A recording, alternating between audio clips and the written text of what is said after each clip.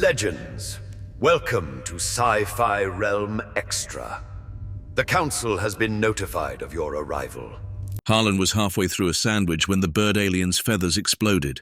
Not literally exploded, though at this point in his first day, Harlan wouldn't have ruled it out. The creature across the cafeteria table had simply puffed up to roughly twice its normal size, iridescent blue feathers fanning out like a startled peacock having a nervous breakdown. "You don't understand," Specialist Thren said, his four eyes blinking in rapid sequence down his face. His tail feathers were fully fanned behind him, trembling. "Containment Wing Delta. The Gorathax. You've been assigned to the Gorathax." Harlan took another bite of his sandwich. It tasted vaguely like turkey, if turkey had been raised on a planet with slightly different ideas about poultry. "That the big rocky one? Saw it on the brochure." Thren's crest, a dramatic ridge of purple-tipped feathers running from his forehead to the back of his skull, rose to its full height. This was, Harlan had learned in the past 3 hours, the Vethari equivalent of screaming. "The brochure," Thren repeated. His two arms gripped the edge of the table, taloned fingers leaving scratches in the metal. "The brochure doesn't mention the 43 handlers it's killed. The brochure doesn't mention that it once ate through a containment field. The brochure has real nice pictures, though." Harlan wiped his mouth with a napkin. The habitat looked spacious. Behind Thren, the memorial cafeteria's wall displayed holographic portraits of fallen colleagues. Harlan had counted 67 of them when he'd walked in. The wall had added 2 more during lunch. "Why are you eating?" Thren's feathers hadn't deflated. If anything, they'd puffed further. He now resembled an extremely distressed throw pillow. "Lunch break." Harlan gestured at the remains of his sandwich. "Says so in my orientation packet. Page 12. Lunch breaks are mandatory for human employees due to metabolic requirements." He paused. "Also, I was hungry." Thren made a sound like a tea kettle being stepped on. The walk to Director Krivix's office took them through the main concourse of the Galactic Xenozoological Preservation Facility, a name Harlan had already shortened to the zoo in his head. Alien visitors of various species wandered past habitat viewing windows, pointing at creatures Harlan couldn't identify with appendages he tried not to stare at. A family of what looked like ambulatory mushrooms stopped to photograph him. "Is it true," the smallest mushroom asked in a high-pitched voice, "that humans can survive being partially digested?" "Hasn't come up," Harlan said. The mushrooms exchanged glances, or what Harlan assumed were glances, given their lack of visible eyes, and hurried away. Thren's feathers had not settled. They walked in a constant state of puff, his taloned feet clicking against the polished floor. Other staff members, more Vethari, plus several species Harlan hadn't been introduced to yet, stopped to stare as they passed. "Is that the human?" someone whispered. "The one for Delta Wing? Should we tell his family?" Harlan waved. "Morning." Several staff members fainted. Director Krivix's office featured a floating crystalline desk, holographic displays showing various habitat statistics, and a window that looked out over approximately 30 different enclosures. It also featured several extremely expensive-looking vases on pedestals, which Harlan noted because the director's dramatic gesturing had already knocked one to the floor. She hadn't noticed. Her crest was fully raised, her purple feathers puffed to maximum volume, and her 4 eyes, arranged in 2 vertical pairs, were fixed on Harlan with an expression he'd learned to recognize in nervous dog owners. "You were hired," she said, her 2 arms spreading wide, "because humanity has certain advantages in dangerous animal handling." "The hard-to-digest thing?" Harlan asked. Director Krivix's feathers rippled. "You've been briefed?" Thren mentioned it. Harlan glanced at Thren, who was standing by the door in a posture that suggested he was calculating the fastest route back to the cafeteria. Between the hyperventilating. "Humans," Director Krivix continued, beginning to pace, "have an unusual resistance to the Gorathax's digestive acids. Not immunity." She held up one feathered hand. "But resistance. Enough that retrieval of remains is more feasible. That's real comforting." "I don't mean to comfort you." The director's crest twitched. "I mean to inform you. The Gorathax has killed 43 handlers.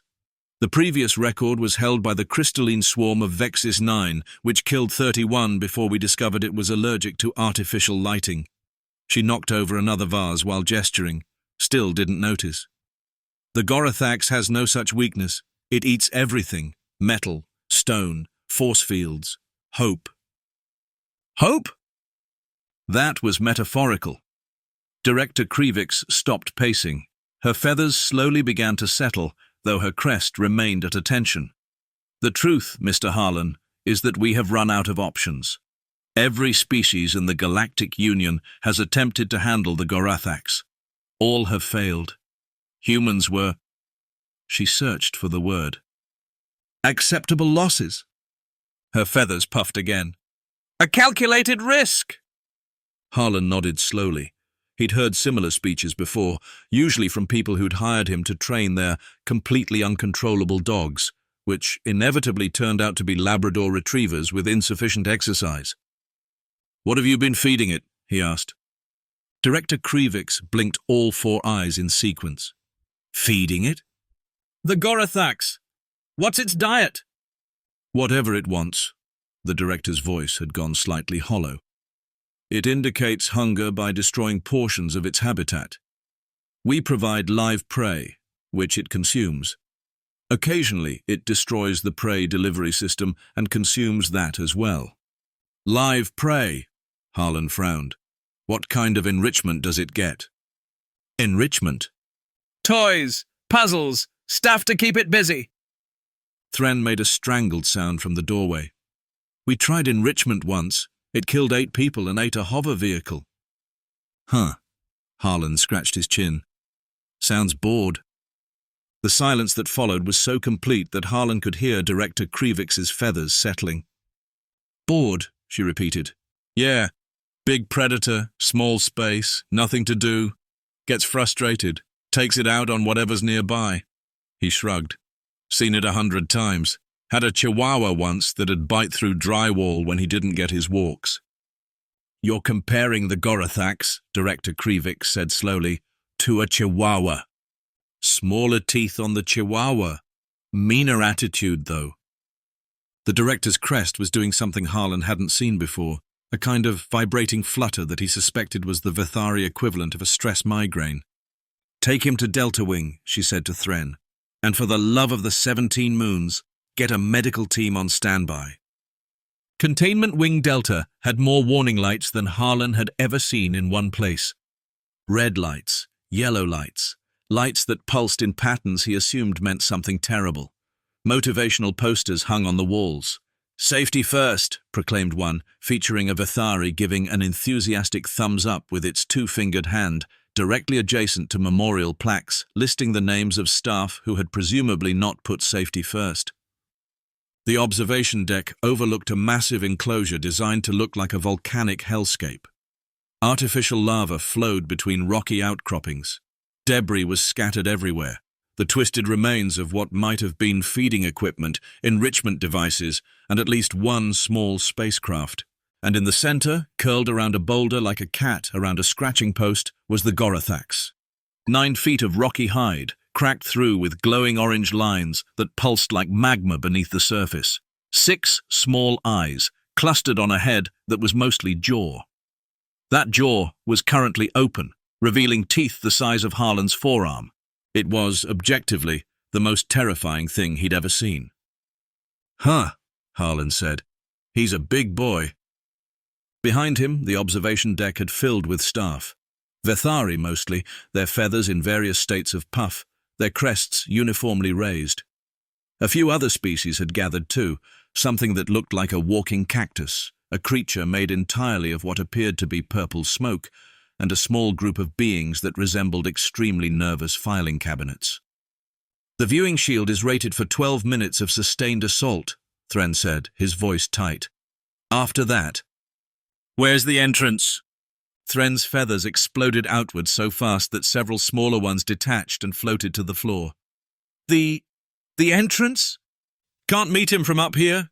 Harlan was already looking around. Is there a staff door or— You can't go in there. It's in my job description. Harlan pulled a crumpled piece of paper from his pocket. See? Direct contact with assigned specimens. Page 4. Page 4 also mentions protective equipment. Do you have protective equipment rated for that thing? Thren's silence was answer enough. Right. Harlan folded the paper and put it back in his pocket. So, door? The airlock to the Gorathax habitat was 3 feet thick and covered in warnings in 16 different languages. Harlan recognized exactly none of them, but the pictures were pretty self-explanatory. Behind him, pressed against the observation window, every single staff member watched with the kind of attention usually reserved for executions. Director Krivix had arrived at some point. Her crest was so raised it was actually bending backward. One of her hands was pressed against the glass. The other was clutching a communication device, presumably connected to the medical team. Harlan rolled his shoulders, cracked his neck, and stepped through the airlock. The heat hit him first. The artificial lava wasn't just for show. The habitat was maintained at temperatures that made his skin prickle immediately. The air smelled like sulfur and something else. Something organic. The Gorathax's musk, probably. The creature's 6 eyes opened. They were small relative to its massive head, but they tracked Harlan with an intelligence that was immediately apparent. This wasn't some mindless beast. This was a predator, assessing whether the thing that had just entered its territory was food, threat, or entertainment. Harlan held very still. The Gorathax uncurled from its boulder. Slowly. Deliberately. The orange cracks in its hide pulsed brighter, and steam rose from its rocky skin. It was, Harlan realized, even bigger than it had looked from the observation deck. The top of his head wouldn't even reach its shoulder. It opened its mouth and made a sound like a collapsing building. "Hey there," Harlan said, keeping his voice calm and even. "You're all right. You're okay." The Gorathax charged. Behind the observation window, 17 Vethari screamed in unison. Feathers filled the air like a downed pillow had exploded in a wind tunnel. The filing cabinet creatures made sounds like metal being crushed. The purple smoke creature simply dissipated entirely. Harlan raised one hand. "Sit!" The Gorathax stopped. Its massive legs locked. Its jaw, still open, still full of teeth that could crush starship hulls, hung motionless. All 6 of its small eyes focused on Harlan's raised palm. "Good," Harlan said. "That's good. Now sit." "The Gorathax Saturday." The sound it made hitting the ground shook the observation deck. 3 Vethari fainted. Director Krivix dropped her communication device. Thren's remaining feathers detached entirely, leaving him standing in what looked like a small snowdrift of blue plumage. Harlan reached into his pocket and pulled out a piece of his lunch sandwich. The turkey-adjacent substance had gone slightly cold, but the Gorathax's eyes tracked it with laser focus. "Good boy." Harlan tossed the piece. The Gorathax caught it. Gently. The jaw that could crush metal closed with surprising delicacy around the morsel, and the creature made a sound that was almost... "Was that a purr?" someone whispered from the observation deck. Harlan was already moving closer. The Gorathax's eyes followed him, but its posture had changed. The aggressive hunch was gone. Its rocky hide had stopped steaming. "You just needed someone to talk to you, right, huh?" Harlan reached up, slowly, carefully, and scratched the space between 2 of its eyes.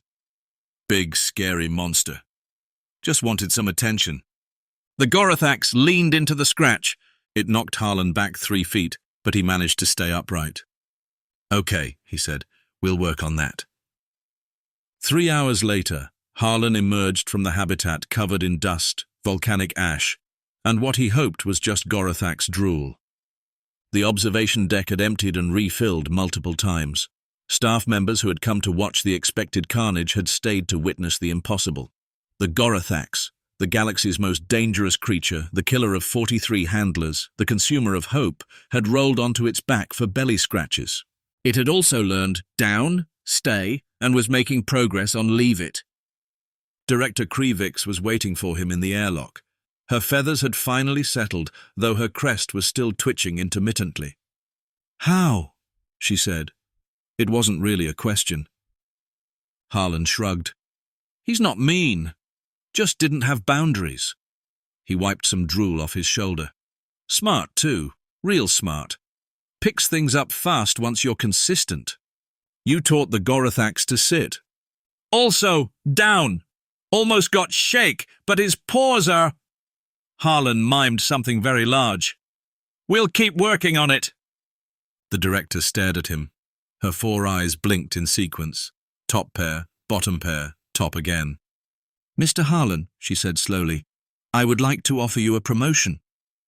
Head of dangerous species. I saw it on the job board. Harlan nodded. I'll take it, but I want Tuesdays off. Buddy needs consistency, but he also needs to learn I'm not always going to be there. Builds independence. Buddy? The Gorathax. Harlan gestured back toward the habitat. Can't just call him the Gorathax. That's not a name. That's a species. Director Krivix opened her mouth, closed it, opened it again. Tuesdays, she finally said, and dental. Your hiring package doesn't include dental, and honestly, looking at some of these creatures, I'm gonna need it. Somewhere behind them, through the observation window, Buddy had found an old piece of feeding equipment and was batting it around the habitat like a very large, very rocky cat with a toy. He looked happy. Director Krivix looked at the creature that had haunted her facility for 3 years, the creature that had bankrupted their insurance, the creature that had its own memorial section. It was playing. Dental, she agreed. And Tuesdays. Harlan smiled, shook her 2-fingered hand, and went to find out if this zoo had showers. Behind him, Buddy spotted his handler leaving and made a sound. Not the building collapse roar from before. Something softer, almost plaintive. Harlan waved without turning around. See you tomorrow, Buddy. The Gorathax settled down, wrapped itself around its favorite boulder, and closed all 6 eyes. On the observation deck, Thren, still mostly featherless, wrapped in what appeared to be an emergency blanket, watched the galaxy's most dangerous creature fall asleep. Tuesdays, he muttered to no one in particular. He wants Tuesdays off. The filing cabinet creatures had no response. They had fainted again.